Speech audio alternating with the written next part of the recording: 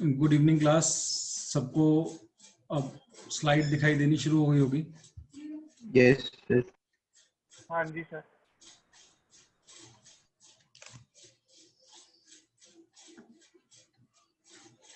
Last class में हमने cash flow statement start किया था। कैश का मीनिंग बताया था, क्लास फ्लो का मीनिंग बताया था, फिर कैश फ्लो स्टेटमेंट का मीनिंग बताया था। देन हमने operating activity, investing activity, financing activity तीनों बताई क्या होती हैं। इनफ्लोज आउटफ्लोज बताए तीनों के। और फिर हमने ये बताया कौन सी ऐसी चीजें हैं जो वैसे अलग कंपनी के लिए डिफरेंट और फाइनेंसिंग और इन्वेस्टिंग कंपनी के लिए ऑपरेटिंग एक्टिविटी होती है। तो ये 5 आइटम थी जो इन्वेस्टिंग और फाइनेंसिंग कंपनी के लिए ऑपरेटिंग एक्टिविटी रहेंगी। उसमें एक और पॉइंट बताया कि डिविडेंड पेड हमेशा फाइनेंसिंग रहेगा, चाहे कोई भी कंपनी हो। फिर एक क्वेश्चन क्या, रेंट रिसीट एक रियल एस्टेट रेंटिंग बिजनेस का कर रहा है तो उसके लिए रेंट रिसीट क्या है, वो उसके लिए ऑपरेटिंग एक्टिविटी है। फिर हमने आपको होमवर्क दिया क्लास के एंड में कि आपने एक होमवर्क करके आना है। इलस्ट्रेशन 1 दिया था, सॉल्व क्वेश्चन फर्स्ट दिया था हमने। सॉल्व फर्स्ट वाला में अब आप डाउट पूछ रहे हैं कि सॉल्व जो आप करके आए हैं फर्स्ट, उसमें कोई डाउट है क्या? सर उसमें 5th point repayment of loan. हाँ जी,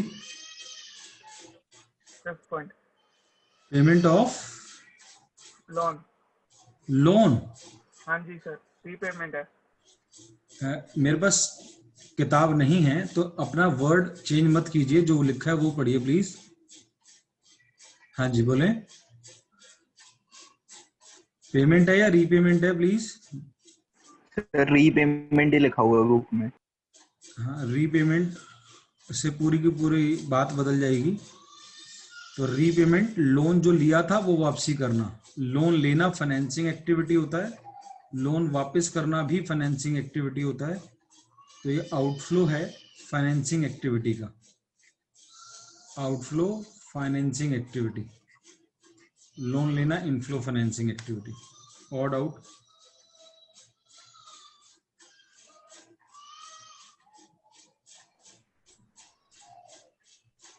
सर एक है payment of interest on loan. Payment on interest on loan. हाँ जी sir, payment of interest on loan, तो लोन लेना फाइनेंसिंग एक्टिविटी था और उस पर इंटरेस्ट पे करना financing activity.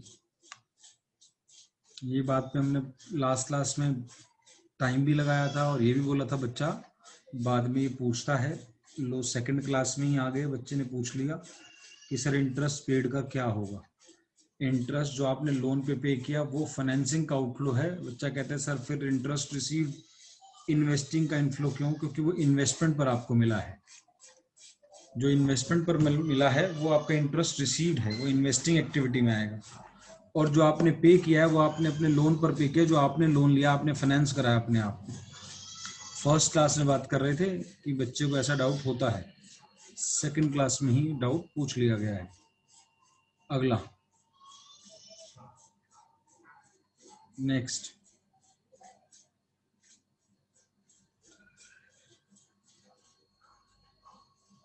Purchase of machinery against payment. Purchase of machinery against payment. Payment, अगर पैसे दिए हैं तो इन्वेस्टिंग एक्टिविटी का आउटफ्लो। मशीनरी खरीदना, बिल्डिंग खरीदना, लैंड खरीदना, फर्नीचर खरीदना, कोई भी एसेट खरीदना इज आउटफ्लो, पैसा जा रहा है, तो इन्वेस्टिंग एक्टिविटी का आउटफ्लो। अगेंस्ट शेयर्स बोला होता, अगेंस्ट डिबेंचर बोला होता तो ये नो फ्लो है, कैश फ्लो में आएगा ही नहीं, नो फ्लो। मशीनरी आई, बदले में हमने शेयर्स दिए, it is a non cash transaction, it is a non cash transaction. अगर अगेंस्ट शेयर होता तो फिर कैश फ्लो में आएगा ही नहीं। अभी अगेंस्ट पेमेंट है तो आएगा क्योंकि पैसे गए हैं। कैश फ्लो स्टेटमेंट, जिन भी ट्रांजेक्शन में कैश का फ्लो है वो कैश फ्लो में आएंगी। तो अगर अगेंस्ट पेमेंट है तो आएगी, पैसा गया है। दोबारा सुने, अगर अगेंस्ट शेयर होता तो सर ये नो फ्लो बनता, कैश फ्लो में आता ही ना, क्योंकि मशीनरी आई और आपने बदले में पैसा ना दे करके उसको अपनी कंपनी के शेयर दे दिए या डिबेंचर दे दिए या कोई और चीज फाइनेंशियल इंस्ट्रूमेंट्स में बॉन्ड्स अगर आप इशू करते हैं तो वो दे दिया, तो ये नो फ्लो वाली सिचुएशन हो जाती है, उस समय अगेंस्ट पेमेंट में ही आएगा। अगला डाउट, अगला डाउट इसी क्वेश्चन में जो हमने होमवर्क दिया था। चलो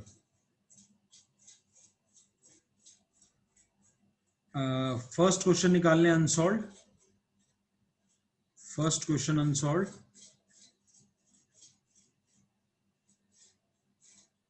रीड करें क्वेश्चन को कोई बच्चा। Bhavneet first question unsolved read करो। Identify the transactions as belonging to operating activities, investing activities, financing activities, and cash equivalents. First part है cash sales of goods. बोलें class, cash cell of goods कौन सी activity है? Operating Operating activity. Operating. Inflow. Operating. First question कर रहे हैं, पहला question unsolved वाला, कैश सेल ऑफ गुड्स। तो cash cell of goods operating inflow, साथ में आपने इनफ्लो आउटफ्लो ही बताना है। तो ऑपरेटिंग का inflow, operating activity inflow. B बोले cash received against revenue from services rendered.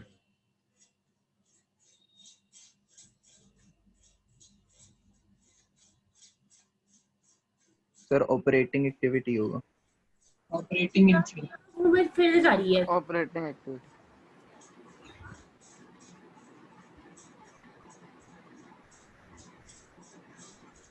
सबको क्लियर है? हाँ जी सर. क्या मेरा काम, मैं इस वक्त आपको सर्विस दे रहा हूँ? Yes, sir. क्या मेरा मेन काम है ये? हाँ जी सर. क्या मुझे फीस मिलती है बदले में? हाँ जी। Yes sir. Operating activity inflow. आगे cash purchase of goods. Sir, operating activity out. operating activity outflow. Outflow. D cash paid against services taken. Operating Operating activity outflow. Operating.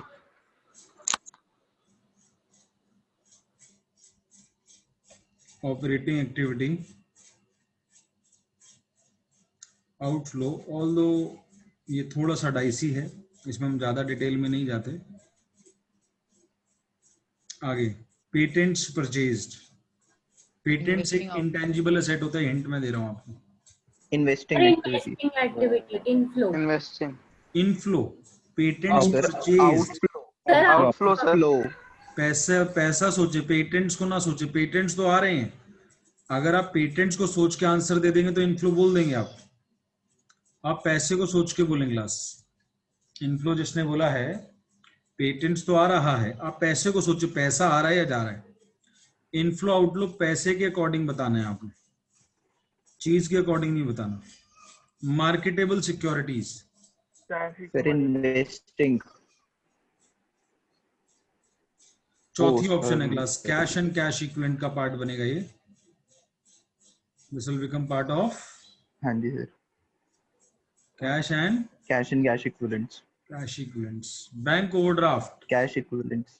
Financing activity. Financing activity. Financing activity. ये 2016 तक जो अभी आपने बोला cash equivalent, आपके 12th standard में treat होता था ये, लेकिन अभी आपको इसको फाइनेंसिंग एक्टिविटी ही बोल के आना है। क्लियर है? Okay, sir. Financing activity. Answer check करें, आपके बुक में आंसर दे रखा है क्या इसका? Sir, financing देता है। फाइनेंसिंग। फाइनेंसिंग ही ठीक है। प्रोसीड्स फ्रॉम, प्रोसीड्स पैसे को कहते हैं। प्रोसीड्स, पहले आपको प्रोसीड का मतलब पता हो। प्रोसीड मींस मनी, मनी आई है from issue of debenture. Financing activity. Financing activity. Inflow तो है, ये तो Inflow. पक्की बात है। अब आप बताएं कौन सी activity? Financing. Financing activity. Financing activity.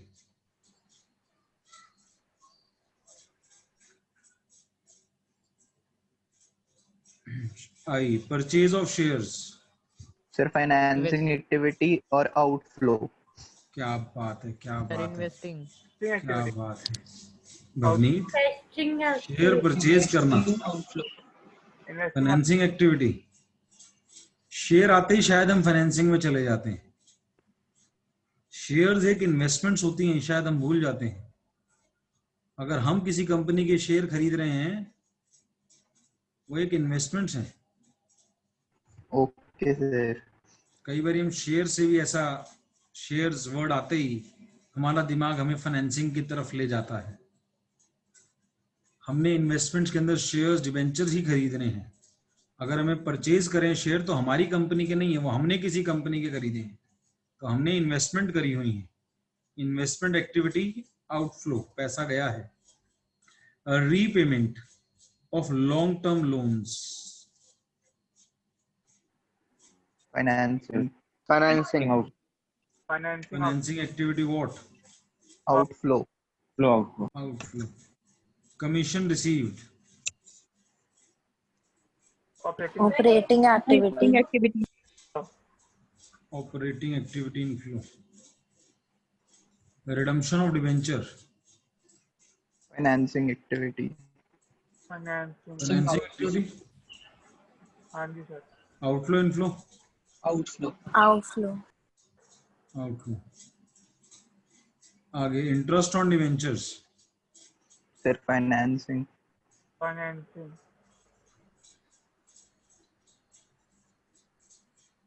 Interest on Investing. Investments, Investing. Inflow, outflow, Sir, inflow. Inflow. Income tax paid, Operating activity. outflow ये हमने लास्ट क्लास में ऑपरेटिंग एक्टिविटी की डेफिनेशन को देखते हैं। लास्ट क्लास में चलते हैं। ऑपरेटिंग एक्टिविटी में लिखा था, operating activities are those which are principal revenue generating activities and those which can not be covered in investing and financing. यानी जो इन्वेस्टिंग और फाइनेंसिंग में कवर नहीं हो सकती, वो भी यहीं आएगी। यानी रिफंड ऑफ इनकम टैक्स अगर आया तो रिफंड ऑफ इनकम टैक्स का आंसर यही होगा। अगर इनकम टैक्स पेड आया तो उसका आंसर भी यही होगा।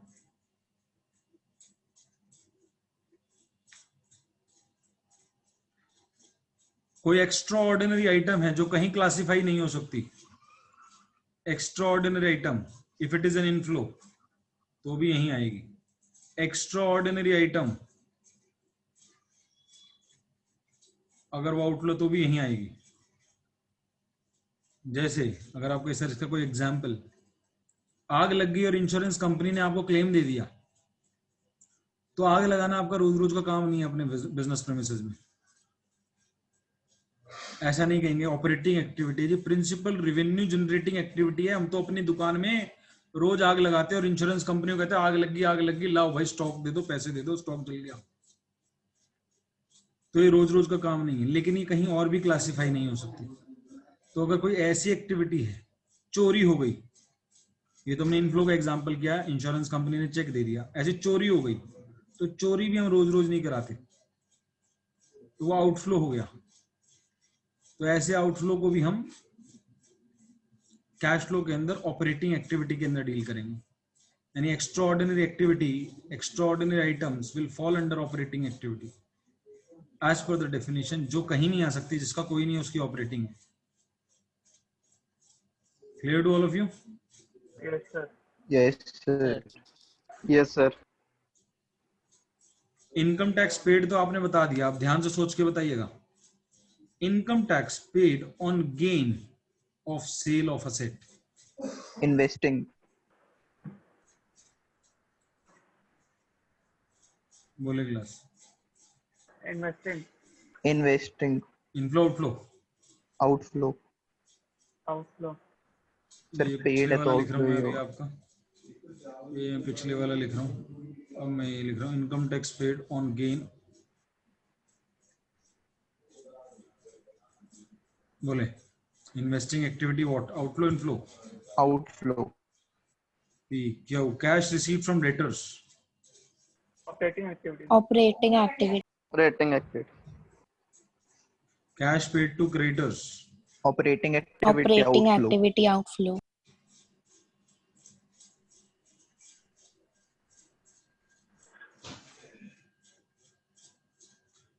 second question,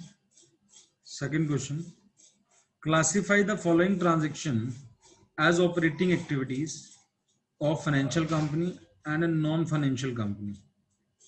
बताएं class, purchase of share on stock exchange एक फाइनेंशियल कंपनी के लिए कौन सी एक्टिविटी है? Sir, operating. Operating activity. और अगर एक नॉन फाइनेंसिंग कंपनी है उसके लिए कौन सी? Sir, Investing. Investing Investing. activity. Investing.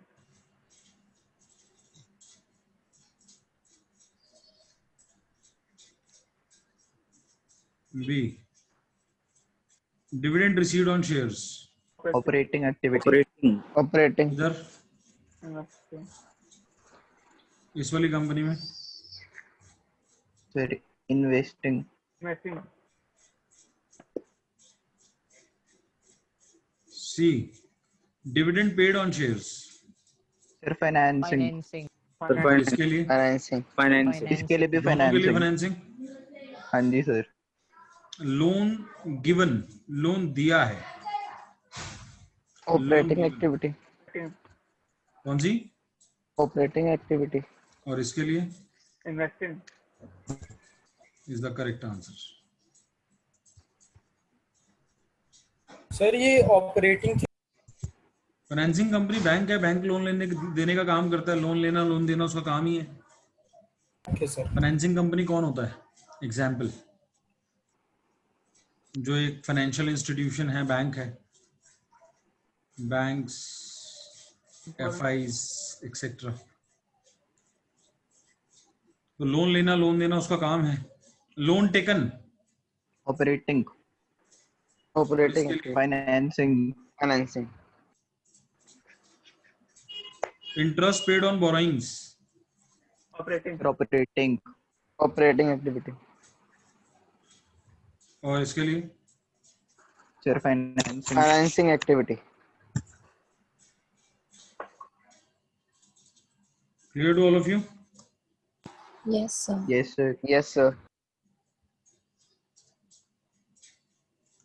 अभी हम जड़े पक्की कर रहे हैं अपनी, और कैश फ्लो एक ऐसा चैप्टर है जिसमें जड़े पक्की होना बड़ा जरूरी है अगर आपने समझ के आगे करना है काम को. रटना है तो बात अलग है. तो अगर आप चाहते हैं कि आगे का चैप्टर में समझ आए तो ये बातें आपको समझनी पड़ेंगी. तीसरा क्वेश्चन, क्वेश्चन नंबर 3 पढ़े, कोई बच्चा रीड करे. Third question, State which of the following would result in inflow or outflow or no flow of cash and cash equivalents. First पहला part है, is sale of हाँ जी ठीक है, पढ़ो. Sale of fixed assets, book value rupees 1 lakh at a profit of rupees 10,000. हाँ जी. बताएं class, आपको ये नहीं बताना कौन सी एक्टिविटी का, मैं वो भी पूछूंगा इसमें. आंसर में नहीं लिखूंगा बट मैं वो भी पूछूंगा. तो आप बताइए, इनफ्लो है, आउटफ्लो है, नो फ्लो है? Inflow. Sir, inflow है. एक आंसर इनफ्लो. एक्टिविटी पूछी नहीं है, मैं लिख नहीं रहा, लेकिन मैं पूछ रहा हूँ ओरली कौन सी एक्टिविटी है? Investing activity. Investing activity. बहुत बढ़िया. इसके अंदर अभी ऑपरेटिंग का भी एक पार्ट है जो प्रॉफिट का हिस्सा Profit है, जो होगा वो उसमें आएगा. Operating लेकिन अभी activity. मैं उसके बारे में बात नहीं कर रहा हूँ. इसलिए एक आधा बच्चा ऐसा जो भी बीच में बोला, जैसे जो हो सकता है इनके स्कूल में हो गया और इन्हें थोड़ा बहुत पता हो. अभी हमने नहीं पढ़ाया तो हम सिर्फ इनफ्लो आउटफ्लो की बात कर रहे हैं और कौन सी एक्टिविटी है वो बात कर रहे हैं. तो ये इनफ्लो है ऑपरेटिंग इन्वेस्टिंग एक्टिविटी का. आगे B, sale of goods against cash. Inflow. Inflow. Again inflow. कौन सी activity? Operating. Operating. Operating is the correct answer. Purchase of machinery for cash. Outflow. Outflow. Purchase किया है, पैसा गया होगा, आउटफ्लो. पैसा आया या गया? जिन बच्चों को नहीं समझ, सर मशीनरी आई है, सर इनफ्लो हुआ ना, मशीनरी खरीदी तो आ गया ना मशीनरी. ओ मेरे भाई, पैसा गया आया ये सिचुएशन परचेज ऑफ मशीनरी में. तो purchase of machinery for cash, पैसा गया, आउटफ्लो. कौन सी activity? Investing activity. Purchase of land and building 10 lakh, consideration paid by issue of debentures. No flow. अभी करा रहा था थोड़ी देर पहले, आ गया नो फ्लो. आई लैंड एंड बिल्डिंग बदले में अपने डिबेंचर दिए, नो फ्लो। अगला, issue of fully paid up bonus shares, bonus Financing. Share दिए, फ्री में दिए जाते हैं। Bonus share Inflow. में पैसे नहीं लिए जाते शेयर होल्डर से, कंपनी अपने शेयर देती है और पैसे नहीं लेती है। तो क्या है फिर तो क्लास? नो फ्लो ही होगा। No flow. No flow, star लगा लें, स्टार लगा लें, जहां अच्छा पॉइंट दिखे स्टार लगा लें। F, cash withdrawn from bank, no flow. Yes, no flow. Cash आया, बैंक कम हो गया, कैश आया बैंक से, तो बैंक रिड्यूस हो गया और कैश बढ़ गया, तो एक कैश एंड कैश इक्विवेलेंट बढ़ा, एक कैश एंड कैश इक्विवेलेंट कम हुआ, net effect no flow, net effect no flow. Payment of interim dividend, financing. outflow, inflow outflow, outflow, sir outflow. Financing is the correct answer. जो अगला पूछना था question पहले ही आ गया उसका आंसर, फाइनेंसिंग।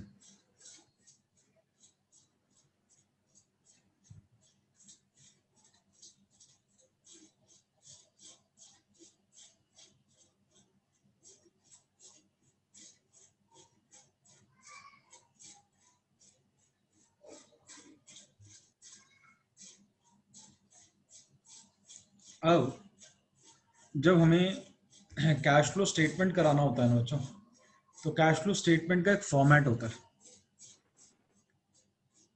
और जो फॉर्मेट शुरू होता है कैश फ्लो स्टेटमेंट 3 पार्ट्स में डिवाइड होके बनती है। It is divided in 3 parts. जब हम cash flow statement of XYZ limited for the year ended बनाते हैं, तो उसको 3 पार्ट्स में डिवाइड कर देते हैं। पहले पार्ट को बोलते हैं cash flow from operating activities, उसकी डिटेल लिखते हैं। फिर ये आपके रजिस्टर का आधे से ज़्यादा पेज ले लेती है। फिर cash flow from financing activities, ये भी 5, 7, 10 लाइनें ले लेती है। फिर cash flow from financing activity, ये भी कुछ पार्ट ले लेती है।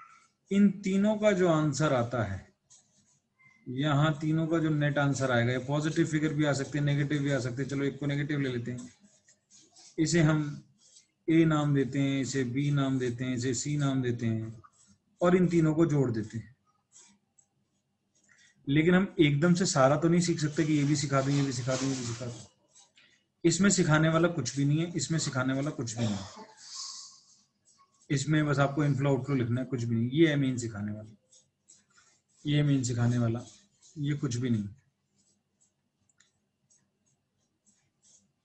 तो हमें ऑपरेटिंग एक्टिविटी जब स्टार्ट करनी होती है, तो वो स्टार्ट होती है नेट प्रॉफिट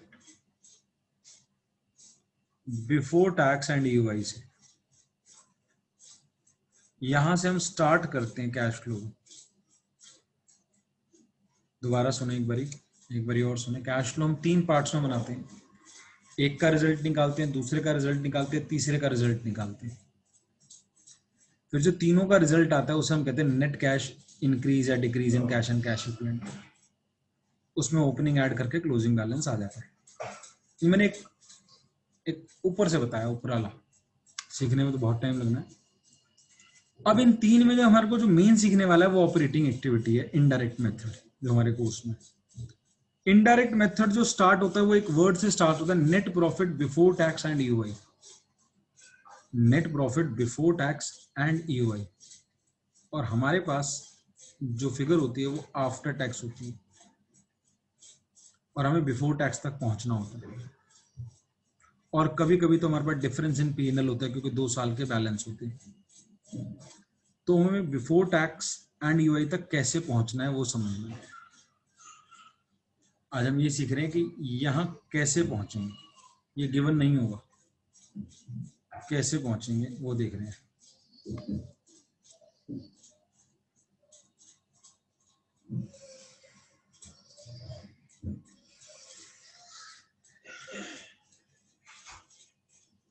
ये वर्किंग नोट होगा पहली बार, तो मेन आंसर नहीं होगा। ये आपका मेजॉरिटी क्वेश्चन में वर्किंग नोट बनेगा। हाँ, 2 नंबर 3 नंबर का शॉर्ट क्वेश्चन आ गया एग्जाम में तो पता लगेगा।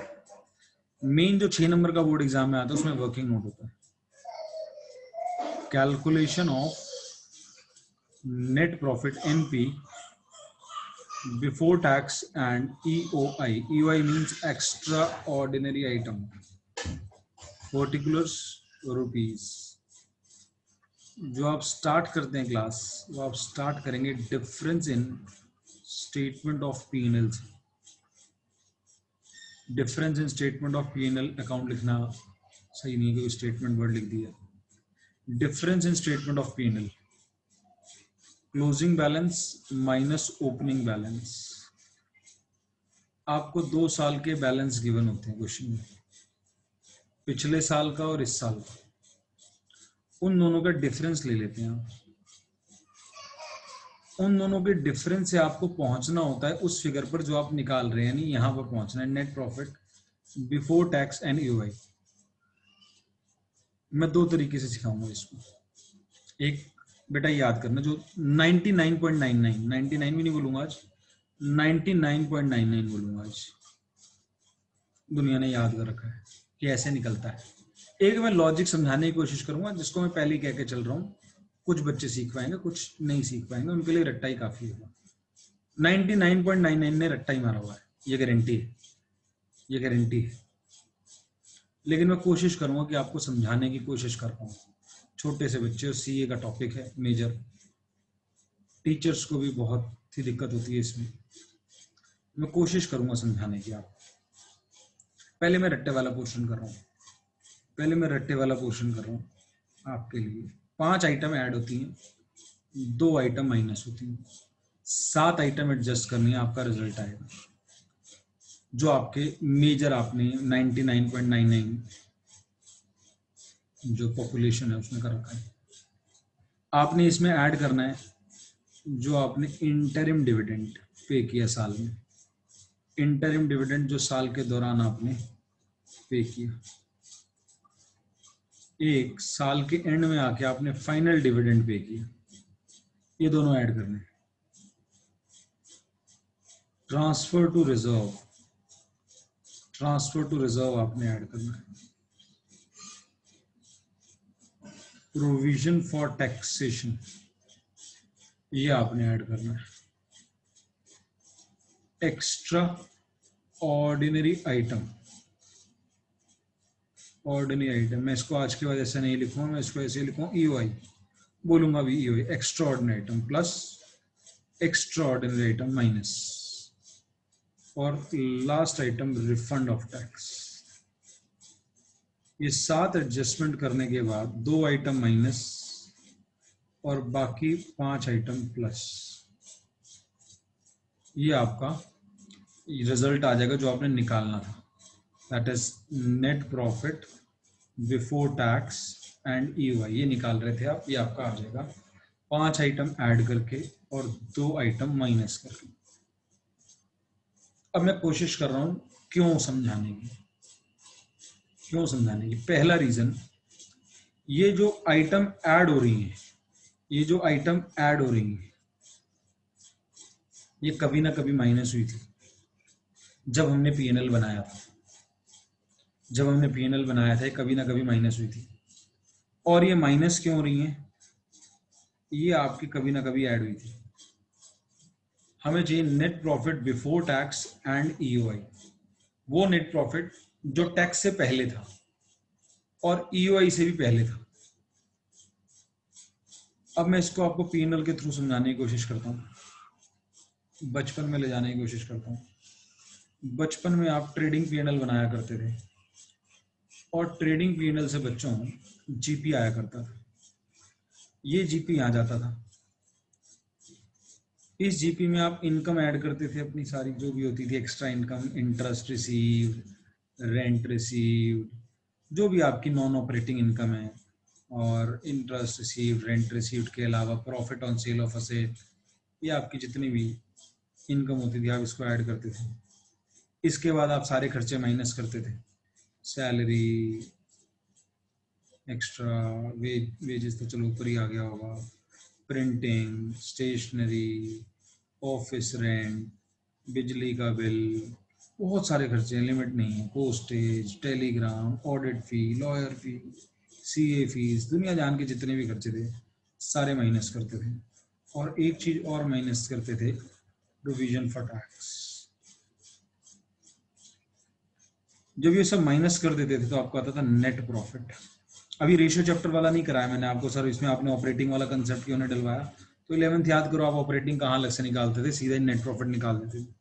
रेशियो में ऑपरेटिंग प्रॉफिट की जरूरत पड़ी थी तो हम ऑपरेटिंग नॉन ऑपरेटिंग में बाइफरगेट भी कर लेते थे। तो हमने रेशियो चैप्टर में किया था, जीपी से सीधा एनपी पे नहीं गए थे, बीच में हमने ऑपरेटिंग प्रॉफिट भी निकाला था, लेकिन यहाँ हमें जरूरत नहीं है। 11th में भी जरूरत नहीं थी, 11th में भी हम जीपी से सीधा एनपी निकालते थे। तो नेट प्रॉफिट इसके भी नीचे जाता है।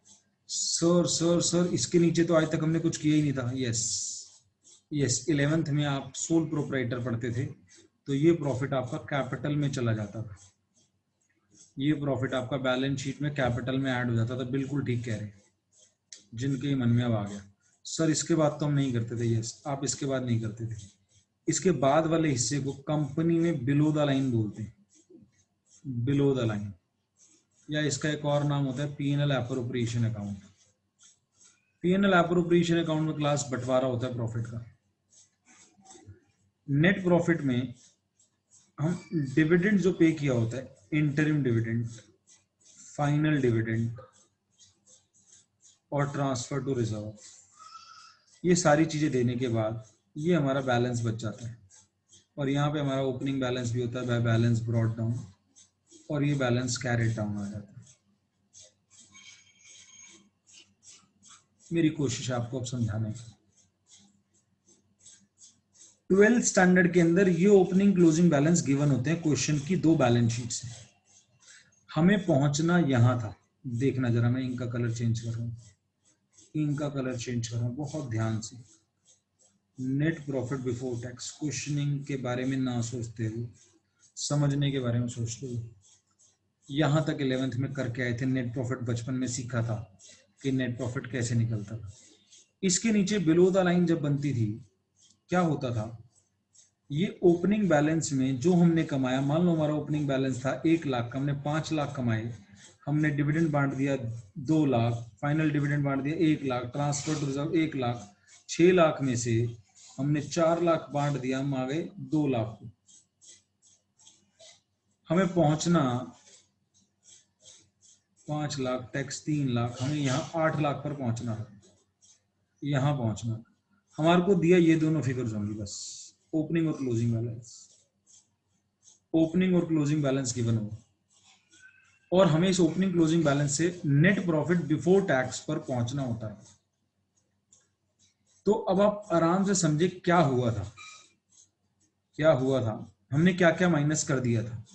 जब हमारे पास नेट प्रॉफिट 5 लाख था तो हमने इस साल का प्रॉफिट जो 5 लाख आया और पुराना हमारे पास 1 का बैलेंस पड़ा था, 5 और 1 6 हो गया, ये 6 में हमने क्या क्या बांटा, 2 लाख इंटरिम डिविडेंड माइनस किया, आज उसे प्लस कर दो, वापस ऊपर जाने के लिए हमने प्लस कर दिया। फाइनल डिविडेंड माइनस किया था, आज उसे वापस प्लस कर दो, ऊपर जाना है आपने। ट्रांसफर टू रिजर्व माइनस किया था, आज उसे वापस प्लस कर दो, ट्रांसफर टू रिजर्व माइनस किया था, वापस ऊपर जाने के लिए। तो ये तीनों चीजें माइनस हुई थी, हमने ऐड कर दी।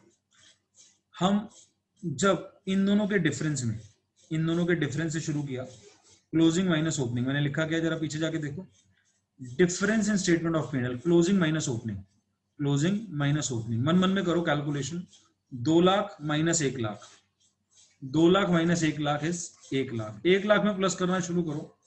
Interim dividend 2 lakh, final dividend 1 lakh, transfer to reserve 1 lakh, provision for tax, ऊपर आ जाओ, आप यहां तक पहुंच गए हो, आप 5 लाख तक पहुंच गए हो। आप नोटिस करो 1 लाख में आपने ये प्लस कर दिया, आप 5 पे पहुंच गए हो, 5 में इसको प्लस करो, ये प्लस करो, provision for tax 3 lakh.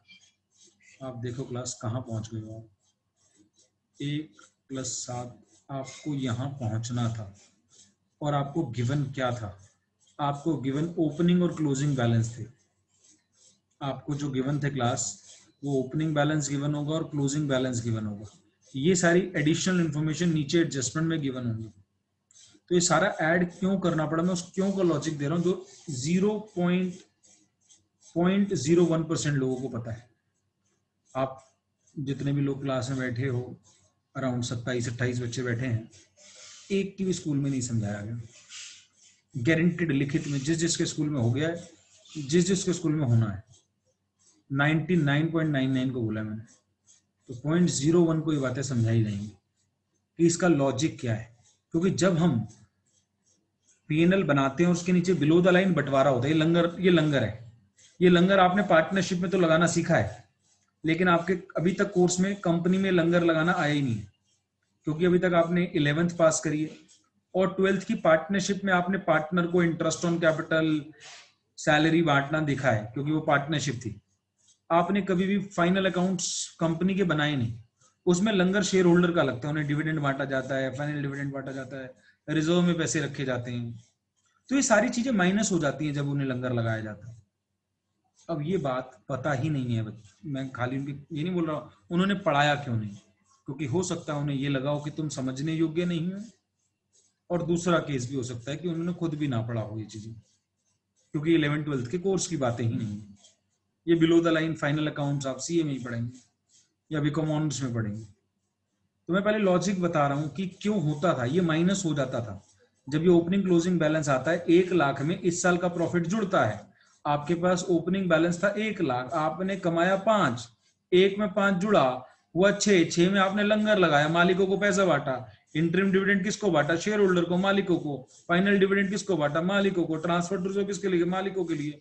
4 lakh बांटने का 6 में से 4 गया, आपका 2 बैलेंस बच गया, ओपनिंग बैलेंस 1, क्लोजिंग बैलेंस 2, आपको सिर्फ ये गिवन होता है और यहां से आपको यहां पहुंचना होता है। तो आपको ये तीनों चीजें plus provision for tax, plus अगर कोई एक्स्ट्रा ऑर्डिनरी आइटम जो आपके 12th लेवल पे नहीं आती है, अगर कोई ईओआई के नाम से डायरेक्ट ही दे दी तो वो एड बैक हो जाएगी, और अगर कोई ईओआई माइनस वाली हुई जो यानी इनकम हुई तो वो आपके प्रॉफिट में ऐड हुई थी तो वो माइनस हो जाएगी। तो ईओआई प्लस में भी है और ईओआई माइनस में भी है, EOI is in the plus, EOI in the minus as well, दोनों में है। तो ईओआई आपके लिए इनकम भी हो सकती है और खर्चा भी हो सकता है। अगर वो खर्चा था तो उसने प्रॉफिट को कम किया था, वापस एड बैक करेंगे। अगर वो ईओआई इनकम थी, आपको इंश्योरेंस क्लेम मिला था तो उसने आपके प्रॉफिट को बढ़ा दिया था, तो उसको आपने माइनस करना है। तो वो ईओआई जो क्रेडिट हुई थी पीएनएल में, दैट विल बी डिडक्टेड। ये क्रेडिटेड, बच्चा कहता है सर क्रेडिटेड तो इनकम होती है, हाँ जी, credited in the statement of PNL. जिसने मेरे प्रॉफिट को बढ़ाया था उसको कम करना है मुझे वापस, और ये वो ईओआई है जो डेबिटेड हुई थी पीएनएल में, डेबिटेड इन पीएनएल। जिसने मेरे प्रॉफिट को कम किया था वापस ठीक करने के लिए बढ़ाएंगे। तो ये सारी आइटम पांचों आइटम मेरे प्रॉफिट में कम हुई थी, इसने मेरे प्रॉफिट को गिराया था। आज मैं वापस उसे बढ़ा रहा हूं, आज मुझे net profit before tax and EOI चाहिए, और मैं ये कहां से कर रहा हूं, डिफरेंस इन पीएनएल से। देखिए ये opening balance 1 lakh, closing balance 2 lakh, 2 - 1 is 1, यहां से स्टार्ट कर रहा हूं। ऐड क्या क्या माइनस हुआ था, ये माइनस हुआ, ऐड किया, ये माइनस हुआ था, ऐड किया, तीसरी चीज ये माइनस हुई थी, ऐड करी, प्रोविजन फॉर टैक्स माइनस हुआ था, ऐड किया। आप देखिए सब ऐड करके मैं वापस 8 लाख पर पहुंच गया हूं। 8 लाख ही था, 8 में से 3 गए थे, 5 आए थे, 5 यहाँ गया था, ओपनिंग में 1 लाख पड़ा था, 1 और 5 6 में मैंने बांटा, ये बांटा, ये बांटा, ये बांटा, 4 बांटे, 2 बच गए। तो अब मुझे वापस उल्टा जाना है, नीचे से ऊपर जाना है। तो जो जो चीजें मैंने माइनस करी थी वो सारी चीजें मैं ऐड बैक कर रहा हूं, ताकि मैं अपनी ऑपरेटिंग इनकम निकाल सकूं। ये सारी फाइनेंस, अब आपको नहीं सर फिर माइनस कर क्यों रहे हो, क्योंकि इंटरिम डिविडेंड ऑपरेटिंग एक्टिविटी नहीं था, ये फाइनेंसिंग था, ये भी फाइनेंसिंग था। ट्रांसफर टू रिजर्व में पैसा जाता ही नहीं है, ये तो एक अकाउंटिंग एंट्री होती है, रिजर्व में पैसा नहीं जाता तो किताबी एंट्री होती है। तो तीनों को ऐड करने का रीजन ये, प्रोविजन फॉर टैक्स अभी ऐड कर रहा हूं इसी ऑपरेटिंग एक्टिविटी में। थोड़ी देर बाद जब हम 1-2 क्लास बाद देखेंगे तो टैक्स को माइनस भी करूंगा। ये provision for tax actually payment नहीं होती इसलिए ऐड होती है, ये मेड वाला होता है। एक पेड वाला टैक्स होता है वो माइनस होगा, ये मेड वाला है। इसका अंदाजा है मुझे कि मुझे सरकार को इतना टैक्स देना पड़ेगा, एक्चुअल टैक्स मैंने कुछ और दिया होगा, वो पेड वाला टैक्स होता है, वो माइनस होता है। तो अभी मुझे ऑपरेटिंग पर पहुंचना है। कौन से ऑपरेटिंग पर पहुंचना है, net profit before tax and EOI पर पहुंचना है। और कहां से पहुंचना है? डिफरेंस इन पीएनएल से। तो मुझे वो 5 आइटम जो मेरे बिलो द लाइन में माइनस हुई थी वो मुझे ऐड बैक करनी है, और जो एडिड थी मेरे प्रॉफिट के अंदर उन्हें हटाना है, ईओआई को और रिफंड ऑफ टैक्स को, इनको हटाना है। तो 2 आइटम माइनस होंगी, 5 आइटम ऐड होंगी।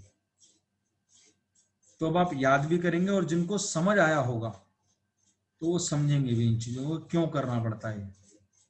बाकी ये पक्की बात है कि आपके किसी के स्कूल में नहीं पढ़ा है, वो सारे बच्चे जानते हैं।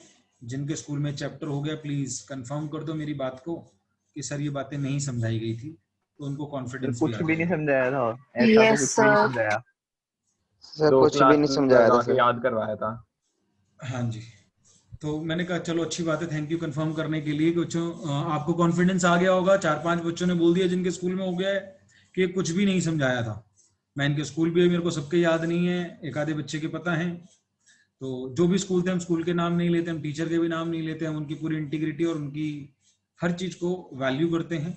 हम ये नहीं कहते कौन बड़ा है कौन छोटा है, लेकिन नहीं समझाया जाता। उसका कारण ये भी हो सकता है कि वो ये समझते हो कि आपका वो लेवल नहीं है। हम ये नहीं कह सकते कि उनको नहीं आता होगा, मे भी वो ये सोच रहे होंगे कि आप नहीं समझ पाएंगे। जो मुझे भी कहीं ना कहीं लगता है कि ये बातें समझाना is not an easy task कि मैं आपको समझा पाऊँ। अगर समझा पाया तो बहुत बढ़िया। कोशिश मैंने करी है कि मैं फिगर्स भी लूँ, चार्ट भी बनाऊं, ऊपर भी जाऊं, ऊपर से नीचे ले जाना भी सिखाऊं, कैलकुलेशन को मैच भी करा दूं कि आपको पता लग जाए। 8 लाख से शुरू हुए थे, 8 में से 3 गया, 5 आया, 5 यहाँ गया, 5 और 1 6, 6 में से 4 गए, 2 आया। फिर हमने इन दोनों के डिफरेंस से शुरू किया और यहाँ पे मैंने आपको क्रॉस टैली भी कराया कि वापस 8 तक पहुंच गए। तो मैंने फिगर्स भी ली, कंसेप्ट भी समझाया। आई वॉन्ट कि आपको सारी चीज समझ आ जाए, लेकिन मैं फिर भी श्योर नहीं हूँ कि मैं 100% को समझा पाया होऊंगा या नहीं। I tried my level best, क्योंकि वाकई में उम्र छोटी है आपकी इन चीज़ों को समझने के लिए, क्योंकि आपने कंपनी नहीं पढ़ी है, कंपनी के फाइनल अकाउंट्स। इनफैक्ट खाली कंपनी का मतलब वो नहीं जो कंपनी हमारे कोर्स में, कंपनी के फाइनल अकाउंट्स। कंपनी में डिविडेंड बढ़ता है, और जब डिविडेंड बढ़ता है तो प्रॉफिट को कम कर देता है। तो इसने मेरे प्रॉफिट को कम किया था, दोबारा लॉजिक सुने, इसने मेरे प्रॉफिट को कम किया था, इसने मेरे प्रॉफिट को कम किया था, और इस बदतमीज ने तो पीएनएल में मेरे प्रॉफिट को कम कर दिया था। ये तो बिलो द लाइन के आइटम ही नहीं है, तो पीएनएल के आइटम है, इसने तो पीएनएल में ही कम कर दिया था। और ये एक्स्ट्राऑर्डिनरी आइटम बहुत कम दी होती है, तो ये भी पीएनएल में ही आ जाती है, इसने भी पीएनएल में कम किया था। तो इस सारी 5 वो आइटम है जिसने मेरे प्रॉफिट को कम किया था, हम एड बैक कर देते हैं वापस ठीक करने के लिए, क्योंकि इनके घर अलग अलग है। या तो ये नॉन कैश आइटम है या ये नॉन ऑपरेटिंग आइटम है। जैसे अगर मैं शुरू की 2 की बात करूं, डिविडेंड, ये वाला डिविडेंड, ये दोनों फाइनेंसिंग एक्टिविटी है। ये आप मेरे साथ फर्स्ट क्लास में कर चुके हो। Dividend paid is a financing activity, तो ये ऑपरेटिंग में माइनस नहीं होनी चाहिए थी। अच्छा, नहीं होनी चाहिए थी, लेकिन ये तो पीएनएल में हो गई तो ठीक है भाई, ठीक कर दो, ऐड कर दो वापस। ट्रांसफर टू रिजर्व, ये भी माइनस हो गया। अरे भाई, रिजर्व में तो पैसे का फ्लो ही नहीं गया होगा, तो माइनस क्यों किया? ओहो सॉरी, गलती से माइनस कर दिया, ऐड कर दो। प्रोविजन फॉर टैक्स, अरे भाई ये तो मेड है, पेड है ही नहीं, इसमें तो पैसा गया ही नहीं, सॉरी ये तो मेड है, इसको ऐड कर दो। एक्स्ट्रा ऑर्डिनरी आइटम को अभी ऐड कर दो, बाद में देखेंगे अगर किसी एक्टिविटी में जाती हुई तो ठीक है, नहीं तो लास्ट में यहीं पे माइनस भी कर देंगे ऑपरेटिंग में ही। तो ऑपरेटिंग में ही ऐड कर देते हैं, लास्ट में जहाँ कैश फ्लो खत्म हो रही होती है ऑपरेटिंग में माइनस कर देते हैं। अगर कहीं नहीं आ सकती, जिसका कोई नहीं है उसकी ऑपरेटिंग ही होती है। तो अभी फॉर द टाइमिंग ऐड कर देंगे, बाद में लास्ट में जाके हम उसको माइनस कर देंगे, और जिसको यहाँ माइनस कर रहे हैं उसे बाद में लास्ट में जाके ऐड कर देंगे, देखेंगे। तो 5 आइटम ऐड होंगी, 2 आइटम माइनस होंगी। अच्छा, अब हमने एग्जाम देना है, हम बोर्ड एग्जाम के लिए तैयार हो रहे हैं बच्चों। तो जब हम बोर्ड एग्जाम के लिए तैयार हो रहे हैं तो हमें याद भी होनी चाहिए चीजें, मतलब टिप्स पे होनी चाहिए। 5 आइटम ऐड और 2 आइटम माइनस वाली। तो आज का होमवर्क आपका यही है कि आपने वीडियो को दोबारा सुनना है ताकि आपके लॉजिक स्ट्रांग हो।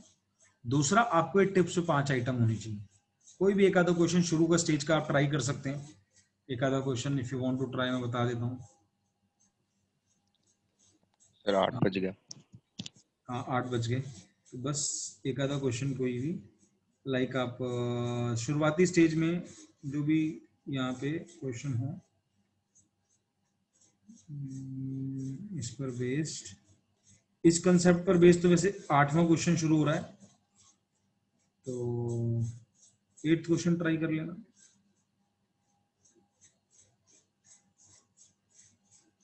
एक 8th क्वेश्चन ट्राई कर लेना बस, अगर हो जाए तो, नहीं हो तो कोई बात नहीं।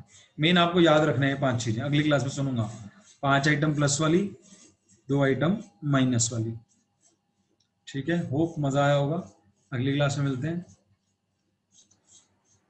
ठीक है। सर हाँ जी, सर इसमें जानना तो सिर्फ रिवर्स ही है ना, और तो कुछ नहीं है? मतलब अगर हमें statement of P and L का पूरा पता है फिर तो हम कर ही सकते हैं ना इसको, फिर इतना कॉम्प्लेक्स तो है ही नहीं है। जी सर। नहीं ये अभी सिर्फ ऑपरेटिंग एक्टिविटी का 5% है, अभी ऑपरेटिंग एक्टिविटी बनाना शुरू भी नहीं हुई, ये तो स्टार्टिंग की लाइन है, यहाँ से ऑपरेटिंग एक्टिविटी शुरू होती है। अभी हमने कैश फ्लो स्टेटमेंट की 3 एक्टिविटी में से एक एक्टिविटी की सिर्फ एक लाइन पढ़ी आज। 3 एक्टिविटी की एक एक्टिविटी में 3 एक्टिविटी हैं, फाइनेंसिंग नहीं पढ़ी, इन्वेस्टिंग नहीं पढ़ी, अभी ऑपरेटिंग सीख रहे हैं। ऑपरेटिंग में पहली लाइन सीखी आज हमने, अभी आगे ऑपरेटिंग बननी है। ओके सर, ठीक है ना। टोटल कैश फ्लो का कहूं तो ये टोटल कैश फ्लो चैप्टर का 10-15% काम है आज का। तो ऑपरेटिंग आ गई तो financing investing is nothing, plus minus है। फाइनेंसिंग और इन्वेस्टिंग इज नथिंग, जिनको मेरी फर्स्ट क्लास आ गई है, आज की हमने जो टेस्ट लिया वो आ गया है, तो इन्वेस्टिंग फाइनेंसिंग कोई भी कर लेगा, उसमें बस ये देखना तो पैसा आया या गया। फाइनेंसिंग इन्वेस्टिंग में ज्यादा दिमाग नहीं लगता, ठीक है। ओके अगली क्लास में मिलते हैं, बाय बाय बाय है। Bye sir provision for Thank you, tax sir. इसीलिए क्रिएट करा जाता है ना क्योंकि एडवांस टैक्स पे करती हैं कंपनी। बाय बाय है क्लास। Bye sir. हाँ क्या कह रहे हो तुम? प्रोविजन फॉर टैक्स इसीलिए क्रिएट करते हैं ना क्योंकि कंपनीज एडवांस टैक्स पे करती हैं। हाँ, अंदाजा पहले से ही बना के चलना पड़ता है, और एडवांस टैक्स भी कंपनी पहले ही पे करके चलती है। वो सर उन्हें provisions हैं। बेनिफिट्स मिलते होंगे तभी करते हैं ना, नहीं तो इतने मतलब कभी रिफंड आ जाए ऐसा सब तो प्रॉब्लम तो होती होगी उनको। नहीं बेनिफिट्स क्या मिलेंगे, सरकार ने बोला एडवांस टैक्स दो, सरकार कहती है मैं लेट क्यों लूं टैक्स। अपना अंदाजा लगाओ क्या तुम्हारी लायबिलिटी बनती है, लायबिलिटी के अकॉर्डिंग अपना एडवांस टैक्स जमा करा दो। Okay sir, during the year ही जमा कराना होता है, और लॉ में उसकी डेट्स भी मेंशन है, किस डेट पर कितना % जमा कराना होता है। सर अगर बाई चांस वो जो जितना टैक्स पे करना होगा हमें उससे ज़्यादा निकल जाता है ये। ओके बच्चों, bye bye. Bye sir. Bye sir. किसी का कोई Bye, रिलेवेंट sir. डाउट है?